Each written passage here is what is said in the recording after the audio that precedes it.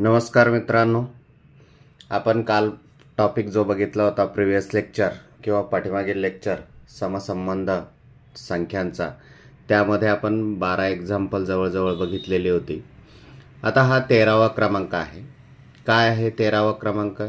लक्षात घ्या, 72 आपल्याला इथे काय म्हटलेलं आहे, 42 तर 30 किती, या दोघांमध्ये जो संबंध आहे तोच पुढील तिसऱ्या आणि चौथ्या संख्येमध्ये आहे, हे आपल्याला येथे लक्षात आलं पाहिजे. तर हा संबंध शोधत असताना लक्षात घ्या, आपल्याला विविध प्रकारे या संख्यांचा विचार करणं गरजेचं आहे. लक्षात घ्या, इथे काय होतं, 9 8 72, काय येतं, 9 8 72 आणि 7 7 42. अशा पद्धतीनं या दोन सलग संख्यांचा गुणाकार हा किती येतो, 72 येतो. इथे सलग म्हणा किंवा असंही म्हणता येईल, n × n-1 हा फॉर्म्युला जर इथे यूज केला तर तुम्हाला लक्षात येऊन जाईल की इथे 9 जर घेतले आपण तर 9 - 1 म्हणजे 8, 9 8 72, आणि इथे जर n बरोबर 7 जर घेतले तर 7 कंसात 7 - 1 बरोबर 7 - 1 6, 7 7 42. त्याच पद्धतीनं 30 कसे येणार आहेत त्याचा विचार करू शकतो आपण. मग 30 जर येणार असतील तर 6 पंचे 30 म्हणजे 6 कंसात 6 - 1 अशा पद्धतीनं 30 येईल. आता इथे काय होतं, 9 होतं तर इथे किती आलं, 7 आलं. आता इथे 6 आहे तर पुढची संख्या किती घ्याल, 4 घ्याल, आणि 4 - 1 म्हणजे 4 त्रिक 12 असा चौथा ऑप्शन आपला काय येणार आहे, इथे करेक्ट येणार आहे. त्यानंतर नेक्स्ट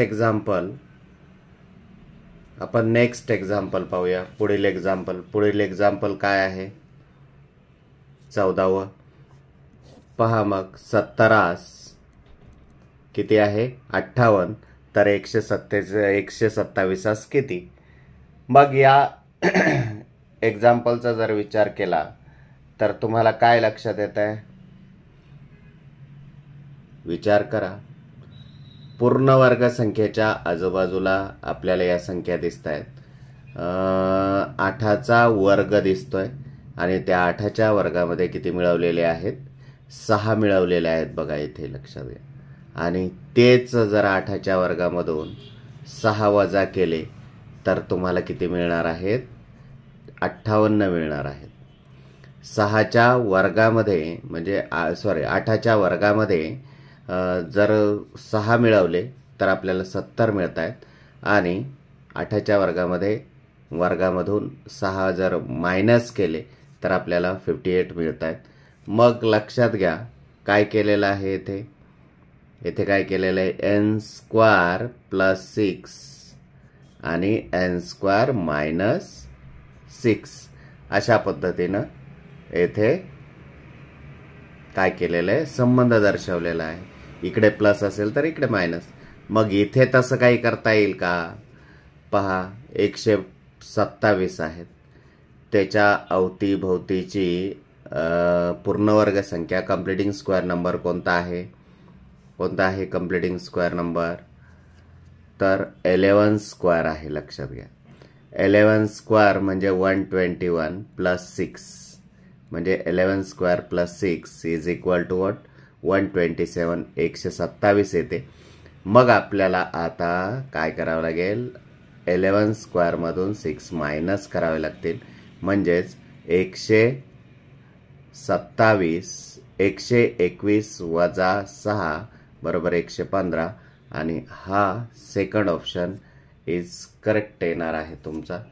त्यानंतर आता पाहूया आपण 15वं एक्झाम्पल. 15व्या एक्झाम्पलमध्ये काय आहे तेही विस्तृतपणे विचार करून पाहूया. सांगा बरं काय येईल, मग विचार करा.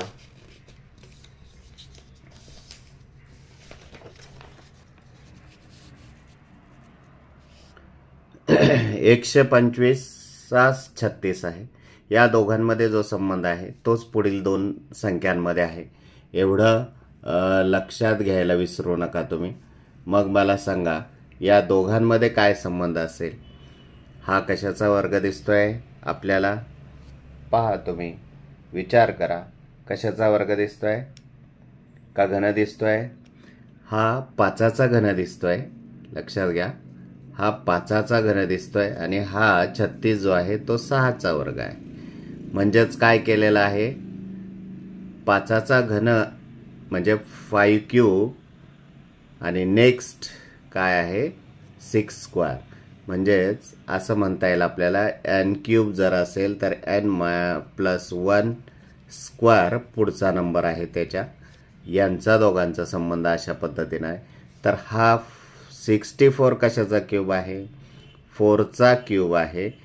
तर पुढची संख्या काय येणार आहे लक्षात घ्या. 4चा क्यूब जर असेल तर 4 + 1 5 square is equal to 25. Therefore here your answer is second.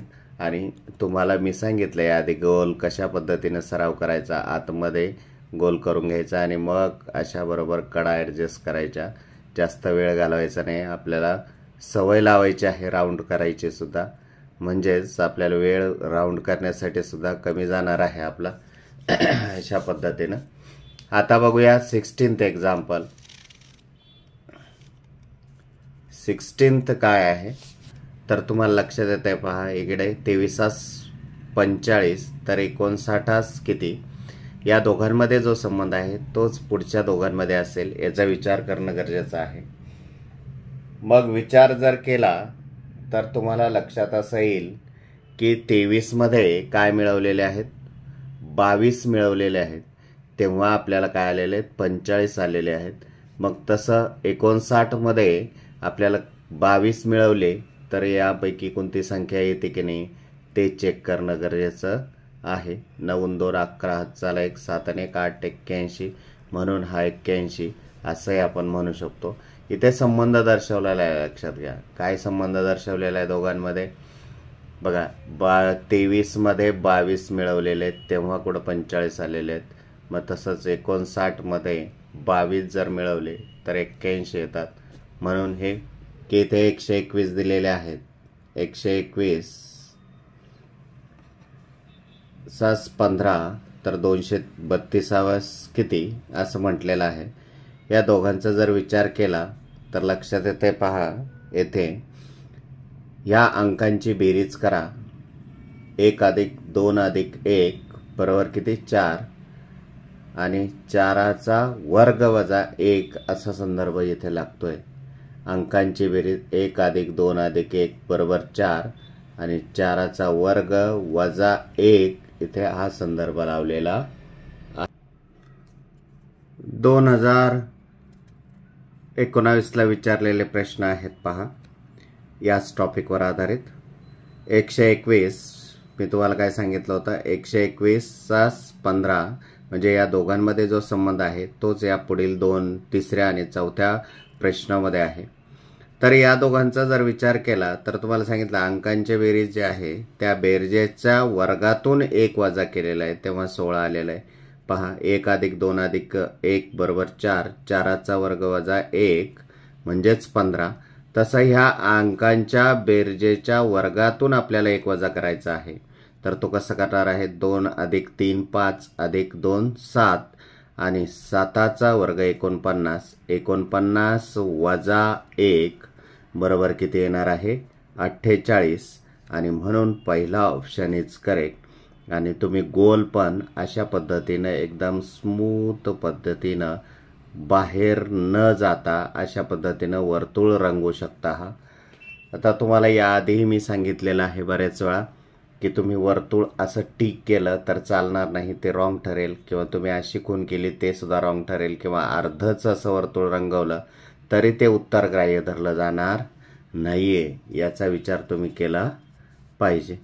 चला तर आपण पुढचा प्रश्न घेऊया आता. 18वा प्रश्न काय आहे. 18व्या प्रश्नाचं जर निरीक्षण केलं तर तुम्हाला इथे काय दिसतंय, 2 0.008 तर 3 किती. इथे जर बारीक निरीक्षण केलं तर 2चा घन हा 8 आहे आणि त्याला भागिले कितीने भागलेला आहे? 1000ने भागलेला आहे. लक्षात घ्या, त्याला कितीने भागलेला आहे? 1000ने भागलेला आहे. तर आता इथे 3चा घन घ्यावा लागेल आपल्याला. 3चा घन हा 27 आहे, त्याला जर 1000ने भागलं तर आपलं येणार आहे उत्तर किती? 0.027. तिसरा ऑप्शन इज करेक्ट. याला आपण असं गोल छान पद्धतीनं करू शकतो. अशा पद्धतीनं गोल रंगू शकतो. त्यानंतर आता आपण प्रश्नपत्रिकेत विचारलेले थोडेसे प्रश्न पाहूया. 2020ला प्रश्न विचारलेला आहे पहा हा.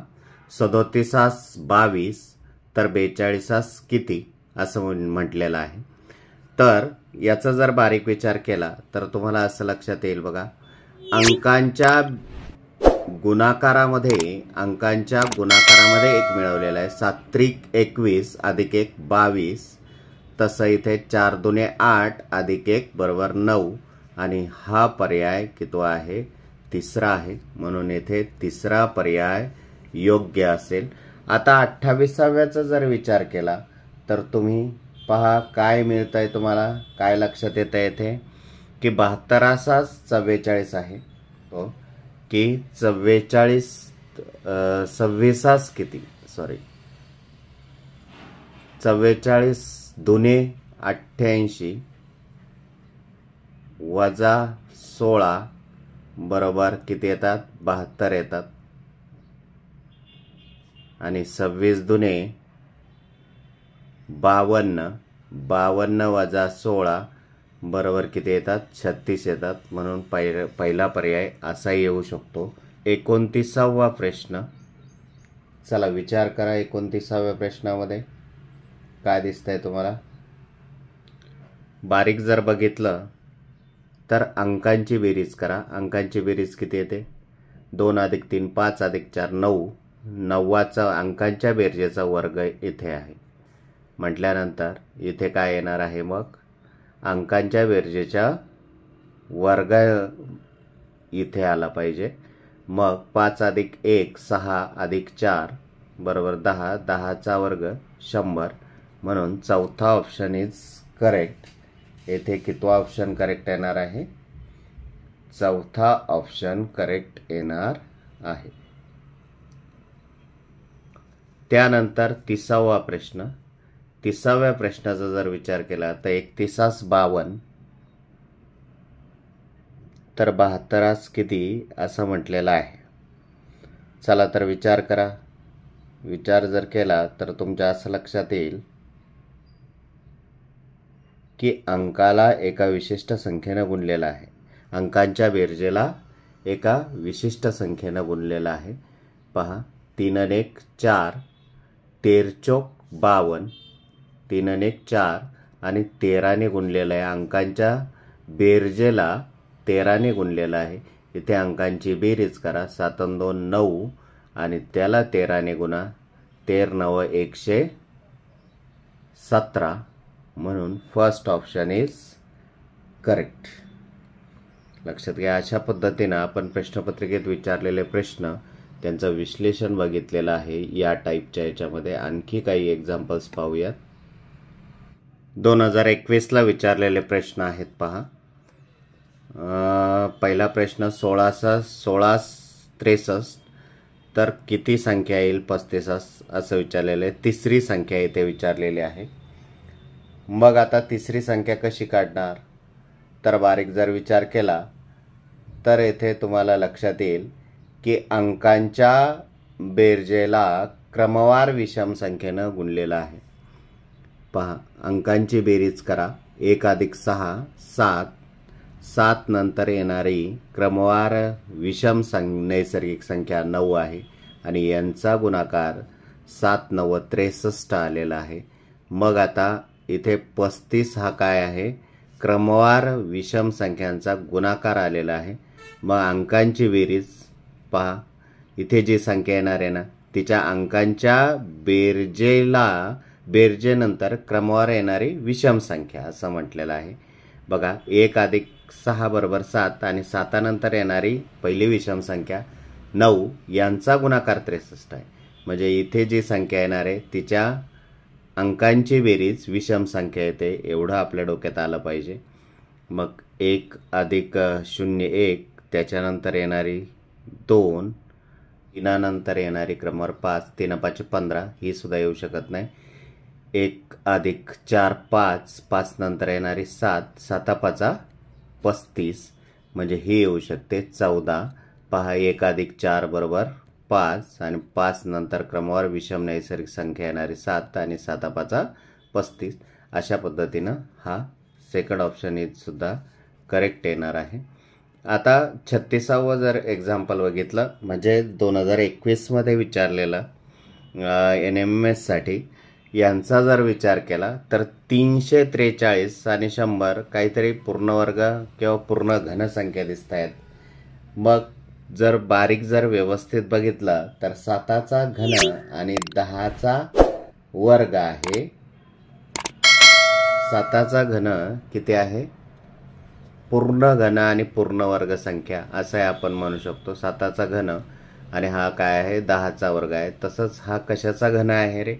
216. 216 हा 6चा घन आहे, लक्षात घ्या. मग तसा वर्ग खालील संख्यांपैकी वर्ग कोण आहे? फक्त एकच संख्या आहे, ती म्हणजे 144. अशाही पद्धतीने आपण पर्याय 1 घेऊ शकतो.